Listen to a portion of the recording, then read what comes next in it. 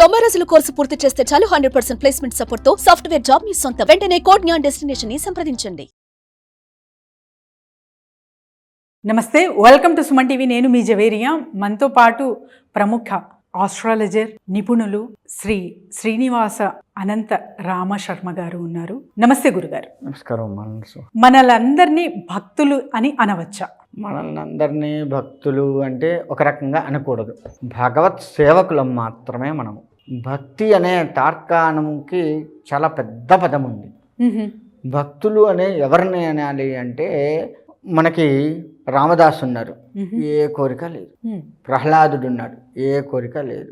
ఇలా శబరి ఉంది, ఏ కోరిక లేదు. స్వామివారిని ధ్యానిస్తూ వారిలో ఐక్యం కావాలి అన్న కోరికతో ఉండి నిరంతరం ఏది చేస్తున్నా సరే, మనకు భాగవతంలో చెప్తూ ఉంటారు, అంటే తాగుతున్నా, తింటున్నా, నడుస్తున్నా, ఏ పని చేస్తున్నా కానీ భగవంతుడి నామస్మరణ వాళ్ళల్లో మారుమోగుతూ ఉంటుంది. ఉదాహరణకి మనం గమనించుకుంటే ప్రతిరోజు కూడా ఒక 20 సార్లు పడుకునే ముందు మనకు నచ్చిన భగవత్ నామస్మరణ చేస్తూ పడుకుంటే మన శరీరం నిద్రపోయినా మన మనస్సు, మన మెదడు ఆ నామస్మరణ తిరుగుతూ ఉంటుంది. మనం ఎంతసేపు నిద్రపోతే అంతసేపు కూడా అవి చేస్తూ ఉంటాయి. అంత శక్తి భగవత్ నామస్మరణలో ఉంది. మనం అలా చేస్తున్నామా? ఎంతమంది చేస్తున్నాడు?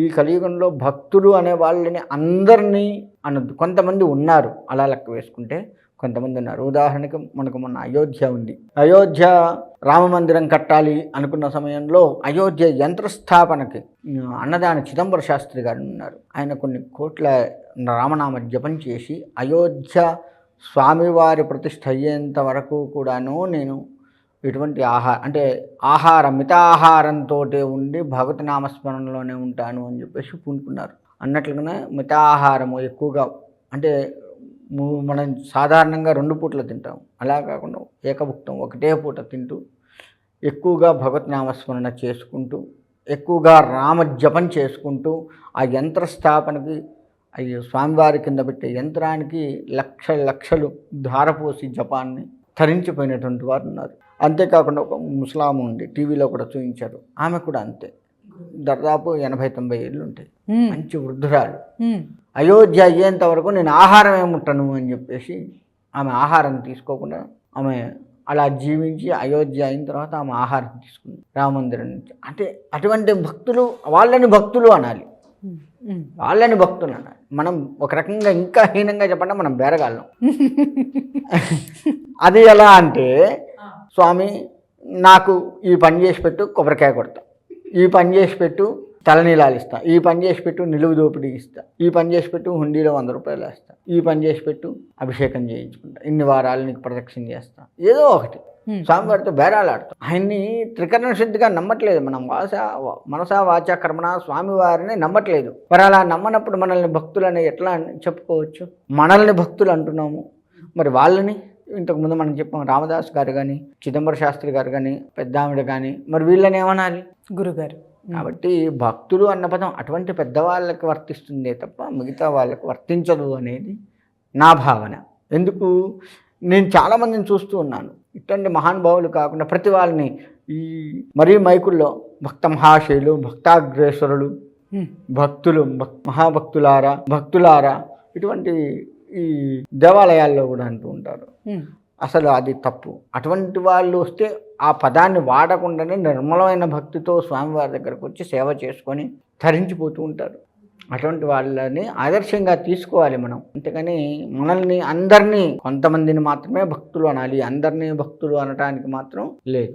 భక్తులు అంటే వాళ్ళు, అటువంటి గొప్ప వాళ్ళు భక్తులు అంటారు. మరి చాలామంది విభేదిస్తారు కదా గురుగారు, అంటే నాకు చాలా ఇష్టం దేవుడు, నేను భక్తునే కదా అన్నది కూడా విమర్శిస్తూ ఉంటారు. మరి వాళ్ళని ఏమంటారు? ఇష్టం వేరు, భక్తిగా ఉండటం వేరు.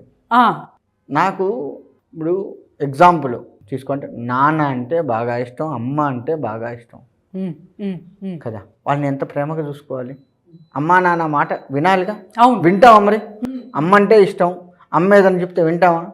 నీకేం తెలియదమ్మా, నీకేం తెలుసు? వింటేనే కదా. పోనీ మనం చెప్పేది అమ్మకి చెప్పి, అమ్మ నేను ఇట్లా చేస్తున్నాను, దీంట్లో ఇది ఎంతవరకు మంచిది, లేదు వ్యాపారం చేసుకుంటున్నా నాన్న ఇట్లా వ్యాపారం చేసుకుందాం, ఎందుకంటే మనకంటే అనుభవం ఉన్నటువంటి వాడు ప్రతి దాంట్లో కూడా కదా. నాన్న ఇట్లా చేద్దాం అనుకుంటున్నాను, నువ్వేమంటావు, దాంట్లో ఉన్న లొసుగులు ఏమైనా ఉంటే చెప్తాడు, బాగుంటుందని ఈ కాకులు వస్తాయి, దాన్ని కొద్దిగా సరి చేసుకుంటూ ముందుకెళ్ళు, మంచిదే, లేదు వద్దు నాన్న దానికంటే ఇది మంచిది సలహా ఇస్తాడు. అదేంటా నీకేం తెలుసు నాన్న, ఇప్పుడు మొత్తం ఇవే నడుస్తున్నాయి, అయిపోయి నీకు మాట వినాలి. మరి భక్తుడు భగవంతుడిని ప్రేమించావు, భగవద్గీత ఏం చెప్పిందో దాన్ని పాటిస్తున్నావా? ధర్మం భగవంతుడు చెప్పిందే, ధర్మంగా ఉంటున్నావా? ధర్మంగా ఉండమని భగవంతుడే చెప్పాడు. మరి నీకు ఇష్టమైన భగవంతుడేగా చెప్పింది. మరి అంత ప్రేమిస్తున్నా, అంత గౌరవిస్తున్నా, అంత భక్తిగా ఉన్న నువ్వు దాన్ని పాటిస్తున్నావా? పాటించినప్పుడు నీకు ఇష్టమని ఎట్లా చెప్తావు? భక్తుడివి ఎట్లా అవుతావు?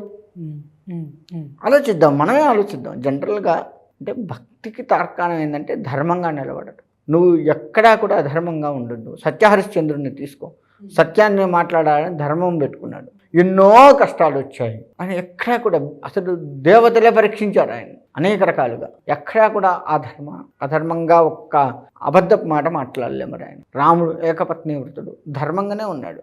ఆయన ముందుకు ఎంతోమంది వచ్చారు, ఆడవారు శూర్పణఖతో సహా వచ్చారు. మరి ఎవరినే కాదు, నాకు పెళ్ళయింది, నా భార్య ఉంది, ఆమె నాకు ఈ జీవితం మొత్తం కూడా, తండ్రి మాట జవదాటకుండా ఉన్నాడు మరి రాముడు. మరి అటువంటి వాళ్ళు అట్లాంటివి తీసుకోవాలి మనం.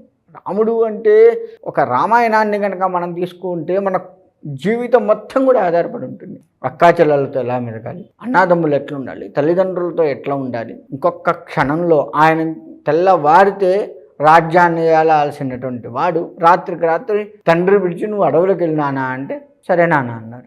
రాజ్యాన్ని ఇస్తా అంటే సరే అన్నాడు. మళ్ళీ మార్చి నువ్వు రాజ్యం కాదు నాన్న, నువ్వు అడవులకు పోవాల్సిందే, 12 ఏళ్ళు ఉండాల్సిందే అంటే సరే అన్నాడు.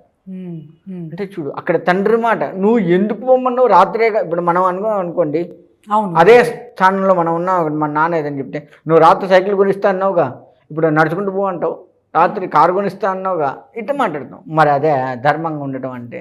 ధర్మంగా ఎవరైతే బతుకుతారో వాళ్ళని భక్తులుగా చెప్పాలి. భగవంతుడి మీద ప్రేమ ఉన్నటువంటి వాళ్ళు భక్తులు.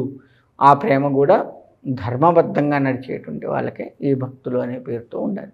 చాలా చక్కగా చెప్పారు గురుగారు. సో మరి ఎవరైనా సరే జ్యోతిష్యం కానివ్వండి, పూజలు కానివ్వండి, హోమాలు కానివ్వండి చేయించుకోవాలని ఉంటుంది వాళ్ళకు, వాళ్ళు మిమ్మల్ని సంప్రదించాలంటే ఎలా?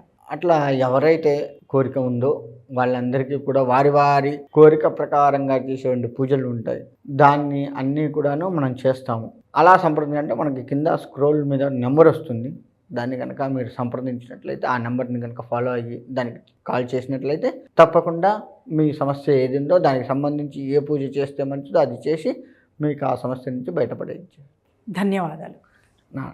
సుమన్ టీవీలో మీ పర్సనల్ అండ్ బిజినెస్ ప్రమోషన్స్ కోసం కింది నెంబర్కి కాంటాక్ట్ చేయండి.